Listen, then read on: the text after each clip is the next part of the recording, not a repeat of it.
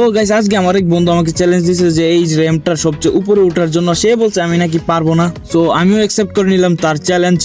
তো আমি বাইক নিয়ে প্রস্তুত হয়ে গেলাম, দেখা যাক আমি উপরে উঠতে পারি কিনা। এই র্যাম্পটা তো আমার দেখি বই করছে, আর ভাই আমার এই র্যাম্পটার সবচেয়ে বেশি বই করে এই জায়গাটা, মানে এই জাম্পটা।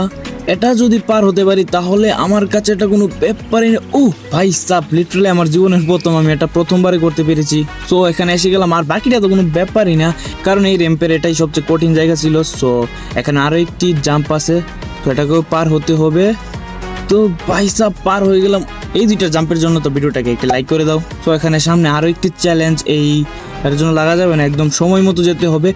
ওপি ভাই সাব পার হয়ে গেলাম, এখন ব্রেক ধরতে হবে।